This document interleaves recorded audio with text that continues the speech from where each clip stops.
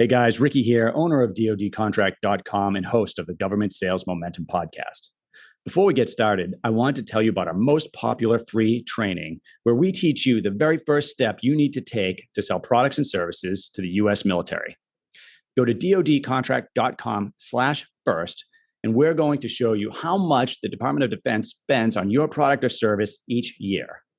You know, the DoD is one of the biggest single purchasers of goods and services in the world, yet most small businesses never even attempt to sell to them. And look, they buy more than weapon systems. They're buying everything from food and office supplies to medicine, HVAC units, accounting services, legal services. The list goes on. You know, the only way to make success happen for you is to take action and get started. We'd love to help you consistently win 6 to 8 figure contracts with the Department of Defense. Head over to DoDContract.com to get started now, or DoDContract.com/first to see if defense contracting is right for you. Now on with the show.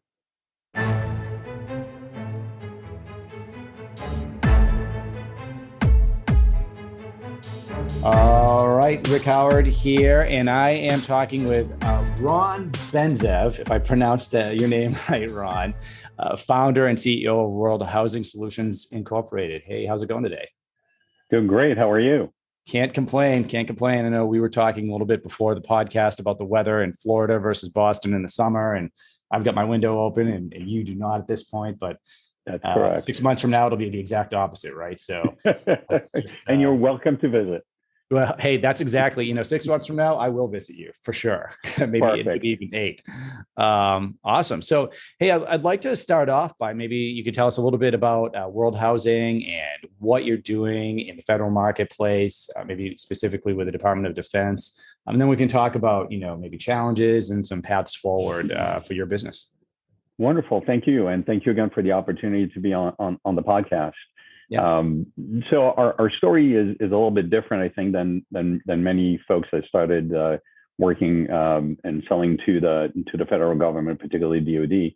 We started our lives in the disaster relief refugee world, both internally and externally displaced. What the genesis of our company was the earthquake in Haiti, and looking at what happened in Haiti and how people were not able to really find shelter that was adequate in a subtropical climate with a lot of issues with the terrain. So we invented, and actually we did what I tell everybody not to do. I used to teach, I mentor entrepreneurs, and it's always, who cares about your idea, right? Go find, talk to people about it. And I did exactly the opposite. So don't do what I do, do what I say, sort of thing. So we invented a shelter that could be assembled by hand by unskilled laborers above ground. And if you remember the old lunar landing module where it had articulated legs, we developed an articulated platform system. So you could deploy the shelter almost irrespective of the terrain. And then once it's all bolted together and attached, it is actually earthquake and hurricane resistant. And because of the material, it is inert. It's not affected by mold, mildew, rot, termites. And it also offers protection to the refugees on the inside, simply because typically women and children are the most at risk in that environment. We got zero interest. No one cared about our idea. And then I get an email to my info@World Housing Solution box, and the email came from the Seabees from the Navy. And honestly, I didn't know what a Seabee was. So I started by Googling that, and then we started responding and by the way, props to and oh my gosh, it's amazing what the Seabees have done over the last 100 years. It's just insane. If people are listening to this, are not familiar with this, go look at it. It's amazing what those engineers have done. So we started a conversation with this gentleman out of Mississippi, and we finally got on a phone call. And during the call, the gentleman says to me, he goes, you're not the only alternative form of construction company we've reached out to. To which I said in my head, well, duh, you're the Navy. I'm hoping you're talking to everyone. And then he says, you're the only person that responded to my email.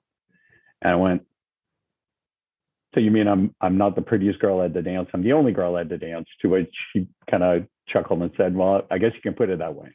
And that's how we got the first win with the DoD, which quite frankly was never on our radar.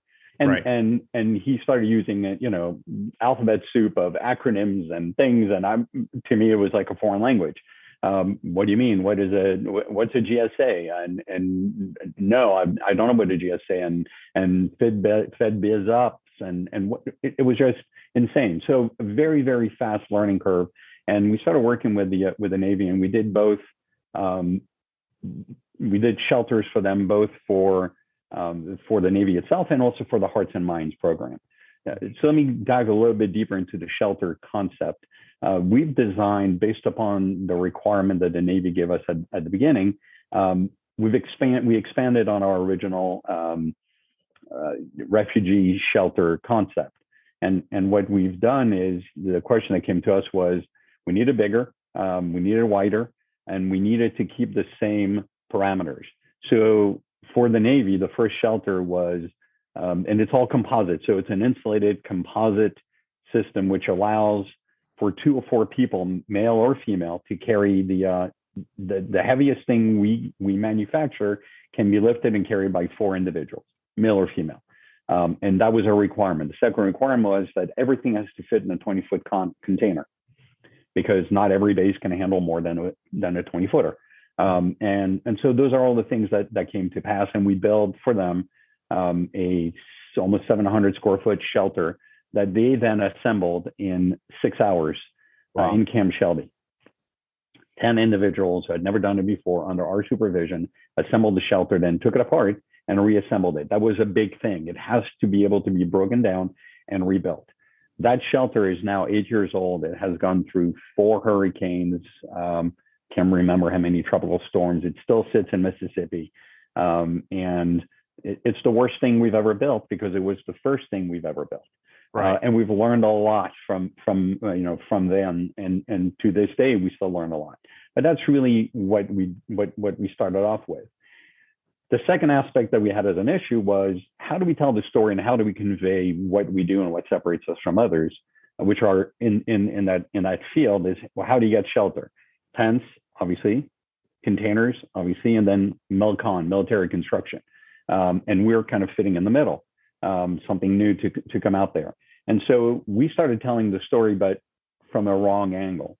And the angle that I was using at the time when I was meeting with people was, we're green, we're sustainable, we're, reduction of and it was big yawn, and most of the time it missed the target. And then I went to a conference, and the conference really was an aha moment for me in DC. And it talked about every person that walked on stage that day from multiple places came back and kept on talking about, and everyone in the room, by the way, had something to do with hybrid technology, sustainable technologies, all these things. And the refrain was time and again, we're not going to buy you because you're green. If you can solve these kinds of problems and you happen to be green and you're competitive, then yes. But just because you're waving this green flag is not going to make us buy what you do. It's interesting. And not to interrupt, but it's the same in companies. A lot of the things, the challenges that you've encountered, you might be surprised how common they are, right? And especially when a small business is just starting out. So, but that piece about like going in with green, a lot of companies will focus on either the wrong thing or maybe a certification they have, like, hey, I'm a woman-owned small business, or service disabled bid, or 8A. The government doesn't buy anything because of that. And a lot of companies think, hey, I have this, why aren't they buying? They have a problem that needs to be solved. You provide the solution. And just like you said, if you have an amazing solution, then all of this other stuff that's like the cherry on top, right? Hey, certification, we're green, we meet these certain criteria. Those are the extras, but it's not the meat. They're not buying you because you are, because you're on a particular vehicle, maybe, unless you're the only one that they can get to. But, typically it's going to be the solution first and then the certification or one of those extra details, right? And that's just a nice to have, a bragging right, maybe a bullet point they can put on a chart, but it's not what they're trying to do. 100%. And we're learning at the heart, right? You live and die by the fact that people don't care about your solutions. They care about their problems. Mm-hmm. But working with the DoD, very often they will not tell you what those problems are because you're not cleared, right? Or they can't share those. So from our standpoint, we pivoted. So we didn't pivot what we do, we pivoted how we told a story. And what we did was, instead of focusing on the fact that we're green, we focused on the fact that we reduced the logistical burden. And when I talk to individuals, and I would say to them, we reduce the logistical burden and reduce the number of fuel trucks on the road, danger, right, problems, costs, and then the question typically is, well, how do you do that? Glad you asked. We do that by delivering one of the most efficient, if not the most efficient, shelter system available to the DoD today. And here's why it's the most efficient. It's not just an R value, it's also thermal bridging and thermal transference, which means that we're the only shelter that has been independently tested to provide a return on investment to the government by reducing the amount of fuel you buy. Now, sometimes that falls on deaf ears. If I'm talking just to the contract officer, who the purchasing individual has got a very narrow view, I've got X number of dollars and that's what I need to spend. Mm-hmm. They don't really look at the sustainable part of this because it's not their problem. So if I say to them, look, you may spend 15% more or whatever X more today, but you'll save 90% ongoing the next, because it's not my budget. I don't care. Right. And so we often try to get, if we can, more people around the table, or empower some of the individuals to go back and tell our story, which is the hard thing, mm-hmm. on how to do that. But that's how we pivoted. So we pivoted the story, logistic burden, risks, challenges, cost in lives as much as cost in dollars. Cost in lives even being obviously the most important aspect. And very few people realize that 58% of our casualties in Iraq came from the logistical side, people driving trucks. I mean, even a dumb bad guy knows that a 20-ton truck can only go through one road. And if you think about it, after a while, they started really hitting all the convoys coming through Pakistan, and strangling our ability to get fuel to FOBs, forward operating bases. So right. When we are talking about, you can go solar with our system, you can reduce the size of your generator, you can reduce all these things suddenly start percolating and getting people to think about, oh, wow, okay, we can do this. And but that only happens if you're able to get in front of the individual or individuals and then have a conversation. And then obviously finding also the right partners as you grow, from primes to other channel partners, and figuring out what is the best path to grow. And for a small business, it's filled with bumps and bruises and broken bones as you're learning on which door to knock and how to work with certain people. Sure. No, that's, I think you touched on a lot of points that people will resonate with, or maybe some things that they're surprised by, and, I think, even starting with your email example, it is amazing to me how much work can come from just being responsive to, somebody on the other side. And of course, that's true, B2B and the B2C world as well. But you're talking about the government. If it's the contracting officer or program manager that's reaching out to your business, they're reaching out because they have something specific that they want to buy. And a lot of times that can be attached to a pretty large contract. So not responding to that. And look, some people just don't understand working with the federal government and how that works, right? But yeah, I think it is funny, just the response, right? And even just taking it a step further, because we were talking a little bit before and about how important relationships are with the government. Sure. And a lot of small businesses don't realize that up front. They're maybe hanging out on sam.gov, or it used to be FedBizOps, and, just responding to proposals. But it's really that relationship with an actual human being in the government, or in the military, that's going to be making that purchase. And I've often said that, I knew 99% of the time what company we were going to hire before a solicitation ever left the office. I didn't always get to hire the company I wanted to, but, typically we knew. Typically the company had set up a meeting, or we had got to see their solution, because, the solicitation, that's a lot of work for the government to put together. We're not going to put that together. I say we're, like I'm still in the government. We're not going to go through all of that work unless we know somebody can solve the problem, right? And then it's the proposal process from there. So how do you establish your relationships? How, knowing what you know now, how do you go about doing that? And what do you think some of the challenges are?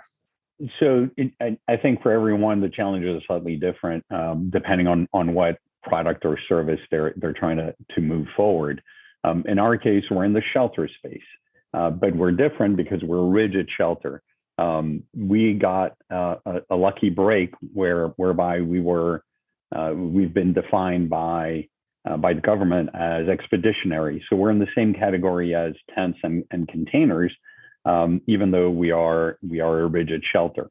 That has, opened up opportunities for us because of the color of money and how that's attached to acquisitions.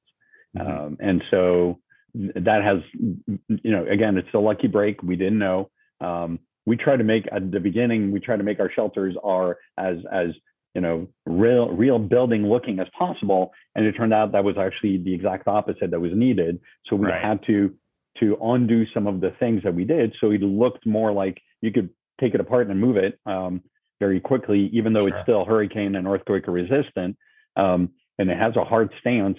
We still had to provide that because of statement of forces agreements, issues with construction or adding certain things and certain bases around the world where that ability has been taken away. Germany being one of them, where building things is a lot harder.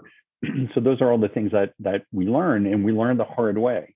And we learned the hard way because none of us at the beginning came from the government or the acquisition side. Sure. And so we went to meet with the PTAC here we're in Central Florida. So we met with the PTAC at the time, and he was amazing, but he gave me recipes. I didn't want don't give me recipes. Cook it for me. I don't understand, and I don't have the bandwidth. Right. And those are the challenges. And he started laughing at me. He's like, Ron, I don't have the time to hold your hand, but here's a general way to do this. And this is where people like you can help smaller companies or even big companies, dipping their toe in the federal government acquisition engine methodology, understanding the pitfalls, because it's, don't step there. No, you don't do that. Don't say this. Right. And those are all the things that are hard enough in the civilian side, working with companies. It's 10 times more complicated when it comes to government. And we joked about this before the podcast started. But every branch has its own language as well.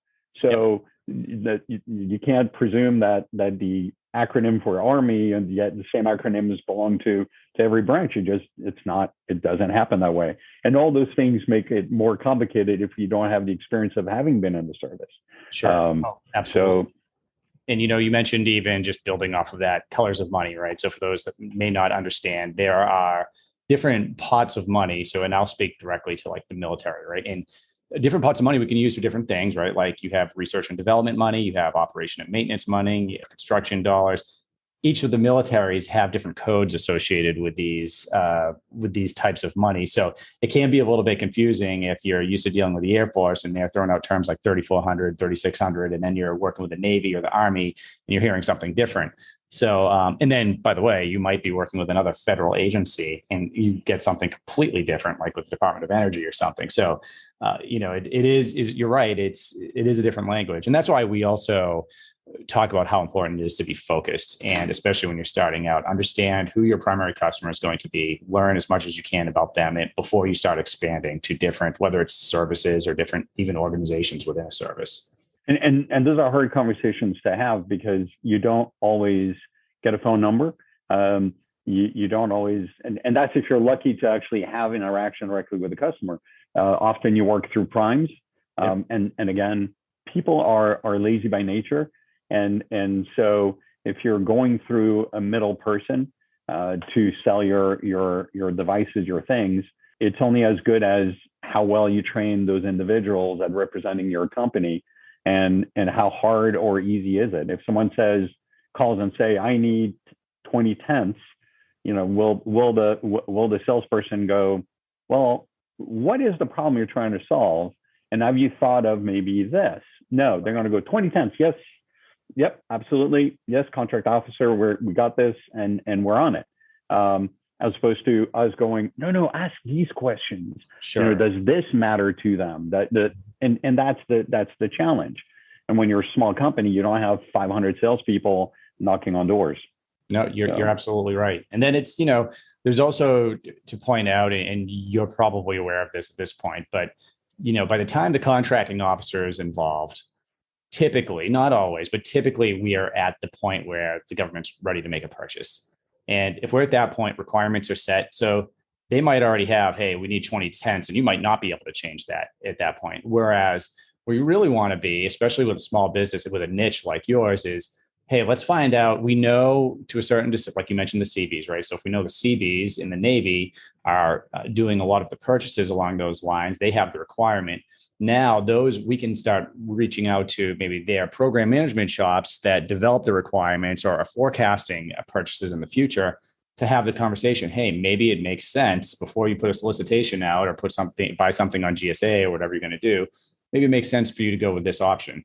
And then those conversations you'd be surprised how often that turns into a company like yours dictating the requirements, right? So now instead of, hey, we need, 500 tents or 500 portable shelters, now you can say, because of your conversation, or maybe you respond to an RFI, now it can be, hey, not only is it a portable shelter, but it needs to be, be able to be deconstructed and carried by 4 people and man or woman, and, all the requirements that you guys can solve. And maybe you actually get them to put in the green requirements too, right? So all you're doing there is eliminating everybody else that could potentially, put a proposal in on that to, just the few companies that are true competitors of yours, or no one, and you get a sole source contract, depending if that, that's ultimately what you want, but it doesn't always go that way. It's difficult. We've been fortunate that, again, through some of the contract vehicles, so we're approved through the DLA,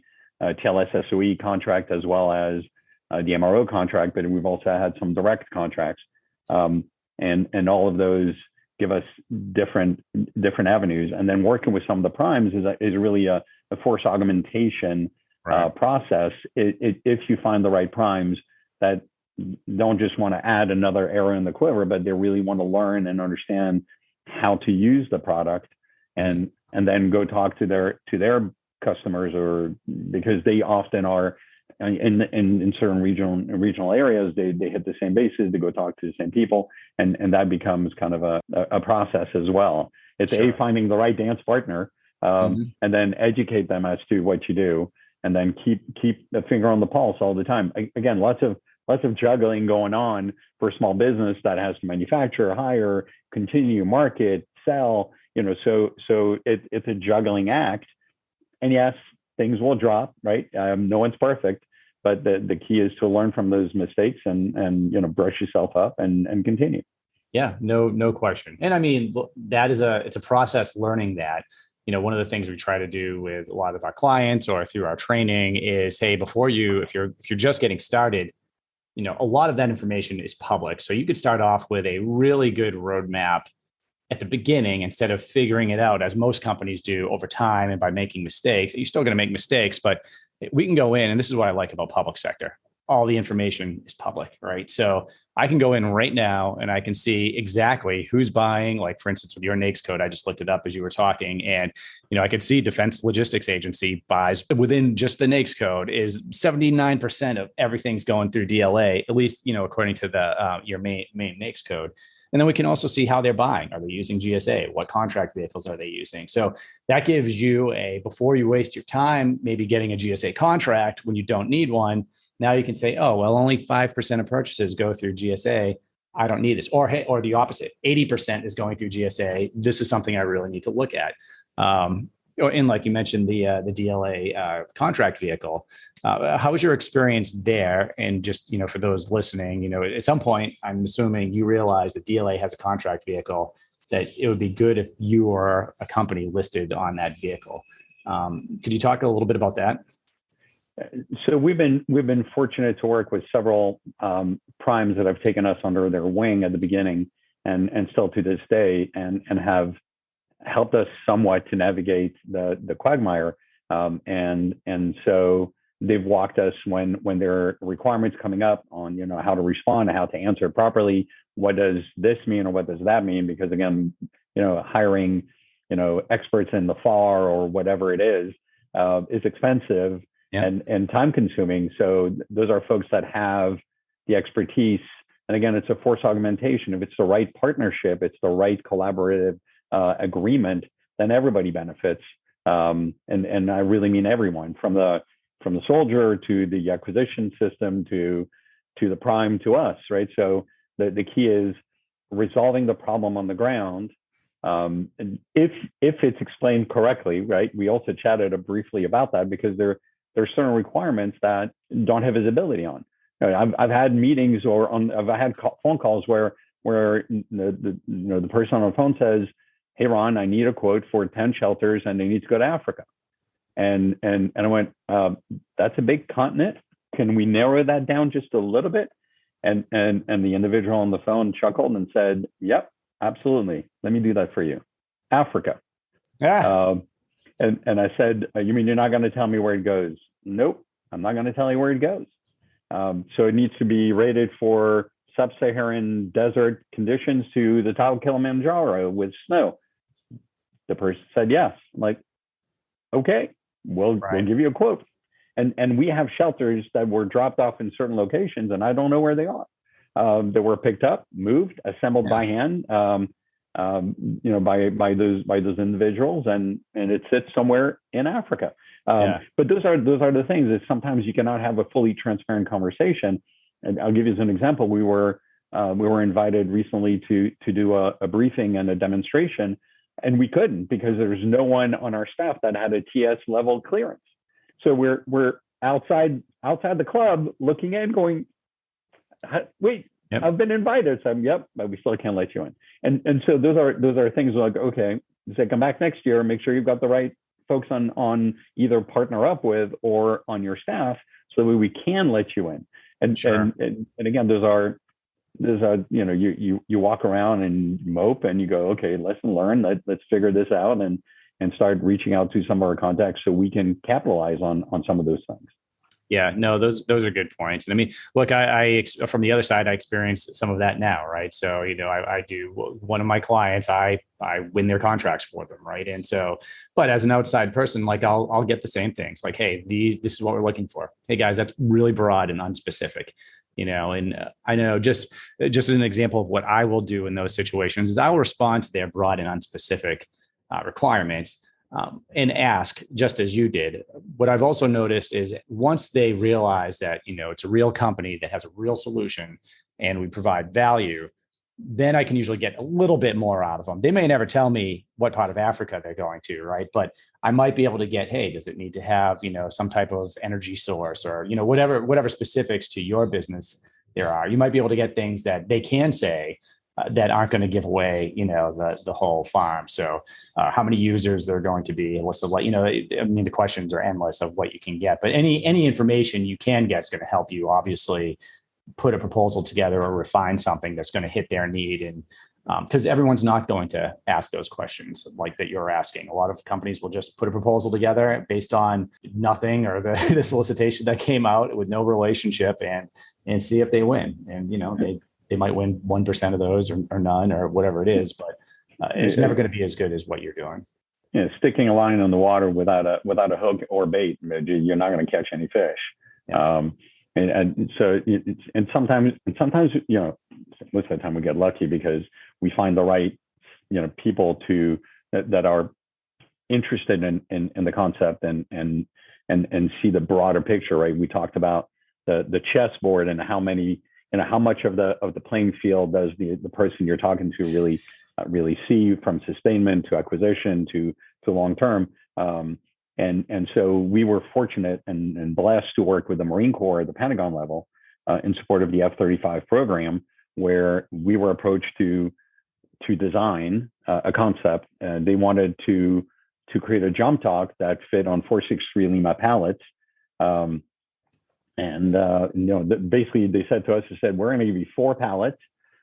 What's the biggest shelter you can build that fits on those 4 pallets? And the first question was, what's a 463 Lima? Obviously we Googled, we looked, we start with that. And then there's differences in packing between each force. So Air Force doesn't pack a 463 Lima like Army or like the Marines. And Right. so it's learning those nuances. And we were able to design, manufacture, and deliver to the Marine Corps a shelter that we're not allowed to go in because then comes in, secret rated material. But we designed it for that for the process. That is interesting. So you do customize shelters. Absolutely. I mean, that's really our strength.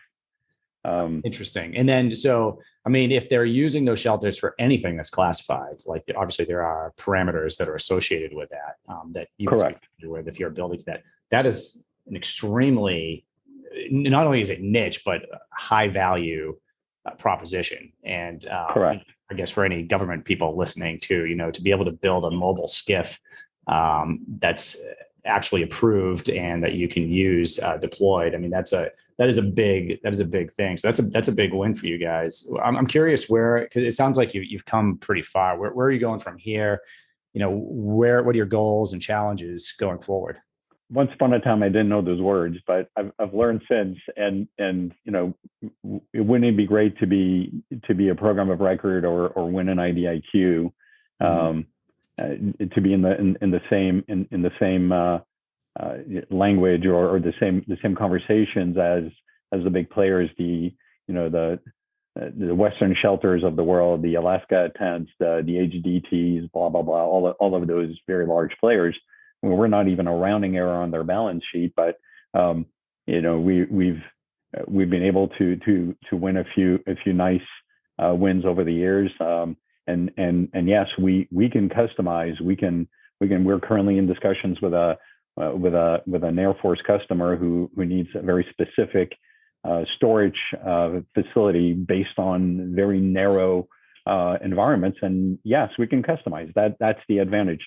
But at the same time, we want to focus on things that are more standardized, so that way we can Sure. increase our speed to market. We can reduce our costs and get things moving from that direction as well. But that's really the beauty. We can do everything from tactical skiffing to actually providing ballistic protection while still making it portable by hand, and ultimately having the ability to run the shelter off the grid if needed, when needed, to reduce the risk and intrusions in the camp and the reliance on fossil fuel, which becomes even more critical right now based on everything that's going geopolitically. We're all aware of it, right? Everybody that plugs in, that goes to put fuel in their car, or even plugs in on electricity, that also went up.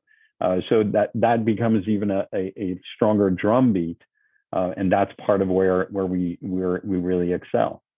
Okay. And we still look at things holistically. So, yeah. And what I mean by that is we've delivered a latrine system, a multiple latrine system in Africa, but those latrines are actually designed for longevity, as far as taking all the water that is processed through the latrine, putting it through a proprietary modular wastewater treatment system that then provides construction water at the end.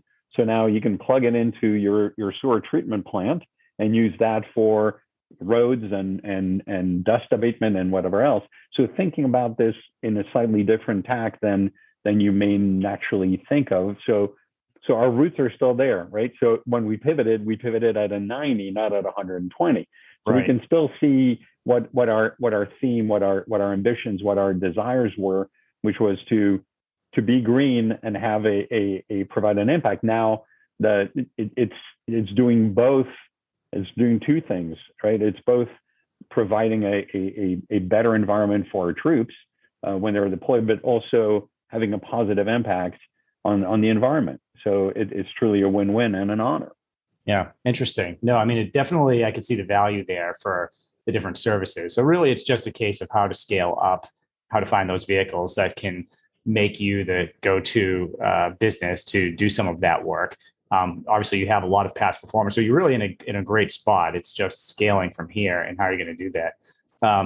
Do you get a lot of repeat business with your kind of primary customers? We're again, yes and no, and I say yes because the rotation within the environment, right? Especially in a remote environment where the rotation is even shorter. So you look at people deployed in sub-Saharan Africa or some of the places, they rotate every 6 months. Mm-hmm. So if we're not touching the individuals, all the time, or they're provided, and sometimes we miss wait, so-and-so's no longer there.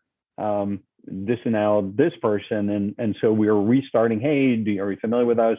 Let me send you some info. Here's our capability statement. Here's our quad chart. All things that I had no idea what that meant when I started. Right. What's a quad chart? Okay, let's Google it. And then let's see what other companies have done and what appeals to us and also what appeals to others. The other thing that a lot of companies starting with the DoD or working with the DoD don't realize that all the links get disconnected when it arrives on the other side, right? We forget about that. You can't embed videos. You can't embed this, suddenly gets blocked. Whoa. No, this can't go through the server. And you're sitting there and you're going, why has, Colonel so-and-so or Sergeant so-and-so not responded? So you pick up the phone, if you're lucky to have the phone, and go, hey, sir, ma'am, did you get my email? No. So we had to learn the hard way. Simplify the email. Don't embed PDFs. Right. And then, right. Yeah, we talked earlier just about, when I was in the Air Force, my wife's emails would get blocked from me or Steve. So you're right. And of course, she had a bunch of gobbledygook attached to her, in her signature block, which probably is why it was flagged. It's incredibly important, especially in the military, just like you said, when you're selling to them, to keep touching base for a lot of reasons, right? One, and it's a good point, in the acquisitions world, your acquisitions guys are moving at least at a minimum every 4 years, but sometimes a lot faster than that. I mean, I had about 10-year stretch where I moved every 2 years, and I changed jobs sometimes every 1 year. So, you might have a program manager in charge of an effort for a year and then get somebody else that rolls on in and takes over for him, but or her. But, the other piece to that is, this is where a lot of new work comes from, is those relationships that you have. So if you are touching base every month with your PM or the contracting guys, whoever they put you with, that's a great way to not only make sure that everything's going smoothly with whatever they're buying from you, but hey, who else could potentially use this? Sometimes they'll just tell you, sometimes you have to ask, but you should be asking. And that is, I recommended companies to different branches, because acquisitions is so huge, and even just within the military, you have, maybe one person has, 5 to 10 efforts. Contracting officers put a lot of things on contract, but they don't necessarily own those programs, right? So you want to be talking to the person that kind of owns the effort, and, they're going to be able to recommend you to other people that are running their efforts. There's hundreds, thousands of people running different things within the branches. So it's absolutely necessary to stay on top of that. And it can take a lot of time, but it also, if you're very focused on so you're not reaching out to 100 people every week, it could be doable in a small business where you don't have a staff to do that for you. And then you expand as you grow and you can afford to bring somebody on. And also you can do some automation, but again, you have to be careful with what is the originating server and how does it go, or does it get through? And those are still things that we struggle with on a daily basis, is how does it get through, and do you get their attention? And even if they open the email, that doesn't mean anything. But and then the other thing that we chatted briefly about is the fact that if the person is longer there or has retired, the email will not bounce. You will not know that so there's an email graveyard sitting somewhere on government servers of retired folks. I sent an email recently to someone that is on our board of advisors, a retired lieutenant colonel, and I accidentally sent it to his email address in Germany. He's been retired for 3 years, and the email didn't bounce. And then I'm like, wait, why hasn't he returned it? And then I went in, I'm like, I can't believe I still had that email. So delete the email, keep a civilian email, and then reach out. I'd kind of like to know, I'd kind of be able to look at my email address from the Air Force to see how many people have been emailing that.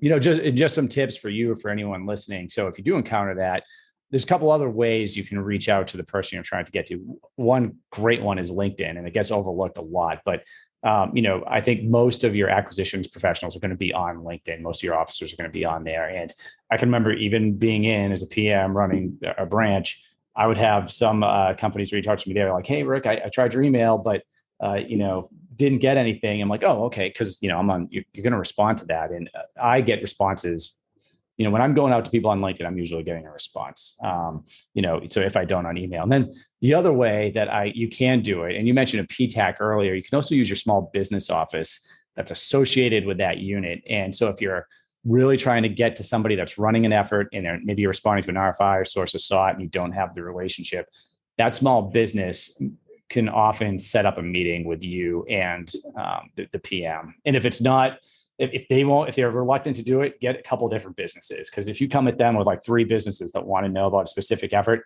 you're almost forcing the hand of everybody to sit down with you, because the government does have a responsibility to meet with small businesses and discuss what is coming up. It's not that anyone's mean on the other side, but they're extremely busy doing their thing. They're pulling their 14-hour days trying to just get home to the kids or whatever they're doing. And so sometimes you got to make a little noise to, get in front of them.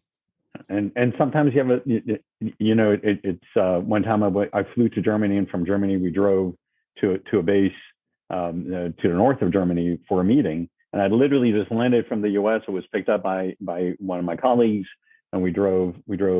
So, a 9-hour flight, and then a 3.5, 4-hour drive. And we arrived for a meeting, and the individual was not there. An emergency had occurred, right? This is the military, things happen. And I sat there, and he actually popped out of a meeting. And he said, I sent you guys an email to cancel the meeting. And we're like, you guys need to leave. Bye. And you can't, the last thing you can do is get cranky, right? Because that won't do anything. Right. And people have said to me, it's like, oh my gosh, wait, you flew all the way out there and you didn't have the meeting? Like, that wasn't the only time that happened. Emergencies occur, and It's not civilian world, and you have to go, yes, sir, yes, ma'am. And when can we meet next? I'm in Germany for a week or whatever it may be. And sometimes it doesn't happen. Let's move to a Telcon and try that, right?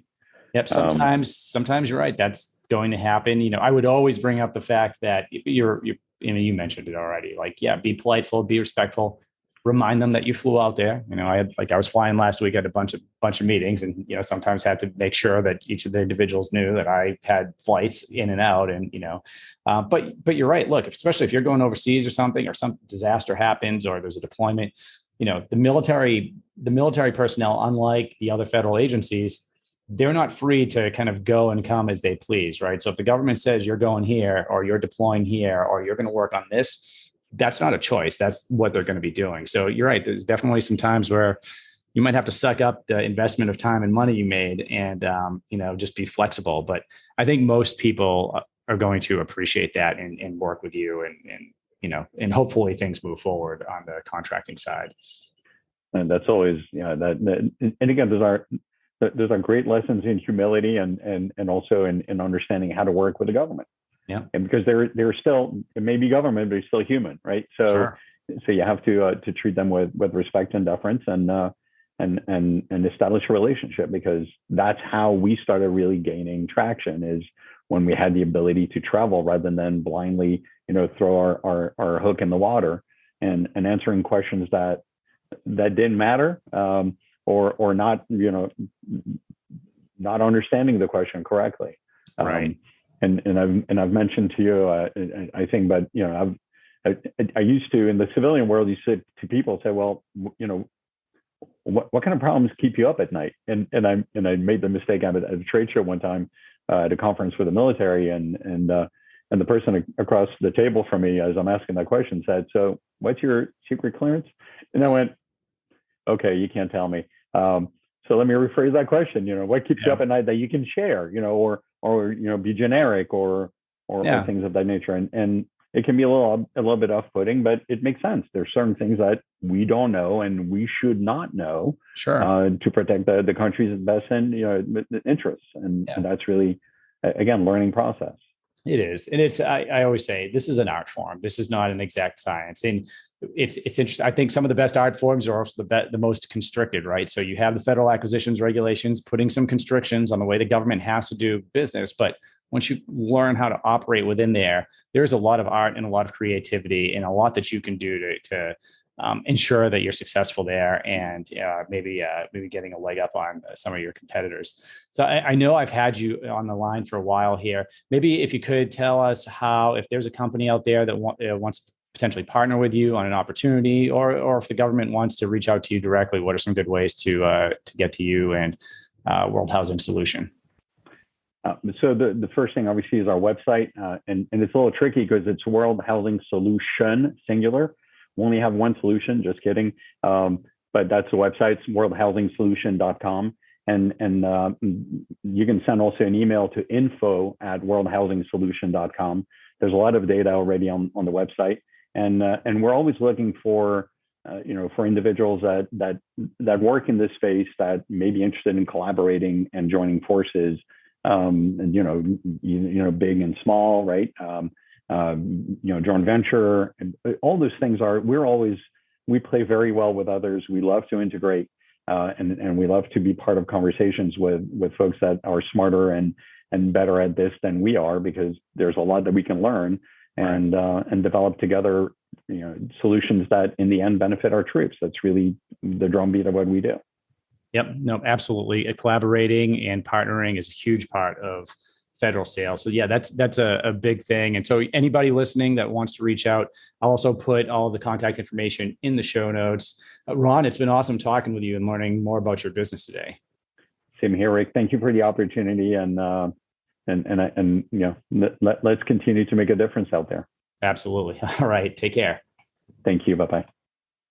Hey guys, Ricky here, and hope you enjoyed this episode of Government Sales Momentum. If you did enjoy the episode, please subscribe to the podcast and leave a review. It's very much appreciated. If you're interested in selling products and services to the Department of Defense, I have something for you that you're not going to find anywhere else in the world. The team and I created a program that takes everything you need to win defense contracts and put it into one place. Up until now, only large defense companies and a small amount of people in the know have had access to how products and services are really sold to the Department of Defense. I've taken all of that information and put it in a step-by-step training module that shows you how to consistently sell to the U.S. military. If you join our membership, not only do you get the model, but you get weekly sessions with former DoD acquisitions officers for training, guidance to answer your questions, and a community of like-minded business owners that want to partner on different opportunities for bid, for subcontracting and teaming, or just to discuss general strategy on how to sell to the DoD. You'll have access to every course I've created, every coaching session I've ever recorded, and every interview with an acquisitions professional that I've ever conducted. And we covered topics that range from defense sales planning and competitor analysis to SBIR and STTR, foreign military sales. The list goes on. Go to dodcontract.com if you are interested, and I would love to see you in the membership.